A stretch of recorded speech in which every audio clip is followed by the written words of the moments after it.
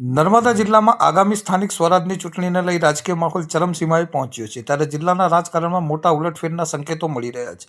ભારતીય જનતા પાર્ટીની વિકાસલક્ષી નીતિઓ અને સુશાસનથી પ્રભાવિત થઈને અન્ય પક્ષોના કાર્યકર્તાઓ ભાજપ તરફ ઝુકાવ સતત વધી રહ્યો છે. આ કડીમાં આજે આમ આદમી પાર્ટીને મોટો ફટકો પડ્યો છે. ડેડિયાપાડા અને સાગબારા તાલુકાના અંતરિયાળ વિસ્તારોમાં ગણાતા ખોપી જિલ્લા પંચાયત બેઠકના આમ આદમી પાર્ટીના દિગ્ગજ આગેવાન વિજય વસાવાએ પોતાના વિશાળ સમર્થક સમુદાય સાથે વિધિવત રીતે ભારતીય જનતા પાર્ટીનો છેડો પકડ્યો છે. આ પક્ષ પલટાના કારણે સ્થાનિક રાજકારણમાં ભારે ચર્ચાઓ જાગી છે અને ભાજપનું પલ્લું વધુ ભારે થતું દેખાઈ રહ્યું છે. નર્મદા જિલ્લા ભાજપ કાર્યાલય ખાતે આયોજિત એક વિશેષ કાર્યક્રમમાં જિલ્લા ભાજપ પ્રમુખ નીલરાવ, મહામંત્રી હિતેશ વસાવા અને અન્ય વરિષ્ઠ પદાધિકારીઓની ઉપસ્થિતિમાં આ તમામ કાર્યકર્તાઓનું ઉષ્માભર્યું સ્વાગત કરવામાં આવ્યું હતું. ભાજપના આગેવાનોએ નવા જોડાયેલા સભ્યોને પક્ષનો ખેસ પહેરાવી ફુલાર કરી આવકાર્યા હતા. ભાજપમાં જોડાયેલ કાર્યકર્તાઓએ એક સુરે જણાવ્યું હતું કે તેઓ પ્રધાનમંત્રી નરેન્દ્ર મોદીના મજબૂત નેતૃત્વ અને છેવાડાના માનવી સુધી પહોંચતી કલ્યાણકારી યોજનાઓથી પ્રભાવિત થયા છે.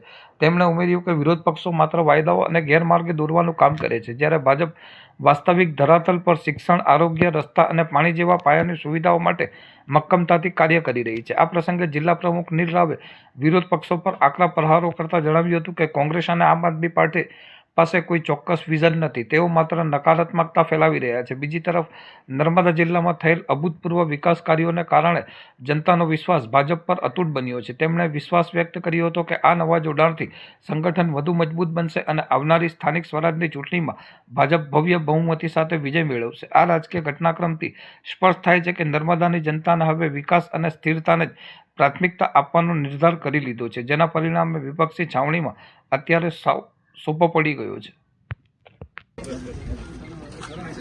મારું નામ વિનેશ કુમાર પારસિંગભાઈ છે. મને આમ આદમી પાર્ટીએ તાલુકા પંચાયત પર સીટ આપેલી. એનું દિલ્હીથી ટિકિટ આવેલી 1 મહિના સુધી મને રખડાવી ફળ્યા. પછી એન્ડિંગના સમયમાં મને કીધું કે તારું મેન્ડેટ નથી આવ્યું એમ કરી મારે જોડે છેતરપિંડી કરેલી છે. આવી રીતે આ ભારતીય જનતા પાર્ટીએ મને સહકાર આપ્યો છે. આમ આદમીની કિંમત ભારતીય જનતા પાર્ટી જાણે છે. આ છે ને આમ આદમી પાર્ટીના જે મતદારો છે એ લોકો છે ને છેતરપિંડી કરે છે.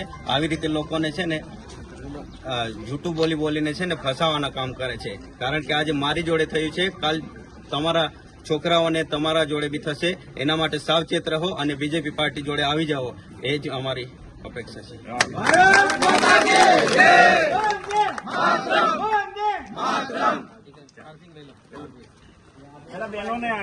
હું આમ આદમી પાર્ટીનો સક્રિય કાર્યકર તરીકે ભૂમિકા ભજવતો હતો અને મારા બાબાને તાલુકા પંચાયતની સીટ પર ઉમેદવારીનું યાદી બહાર પડી અને 1 મહિના સુધી એ યાદીમાં નામ રહ્યું.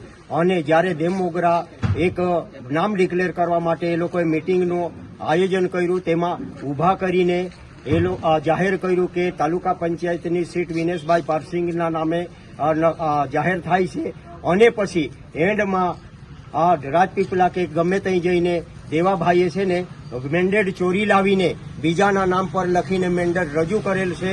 એથી અમે અમારા સમર્થકો અને અમારા આખા ગામના જે કાર્યકરો અને આગેવાનો સાથે બીજેપી પાર્ટીમાં વિધિવત રીતે જોડાઈએ છીએ.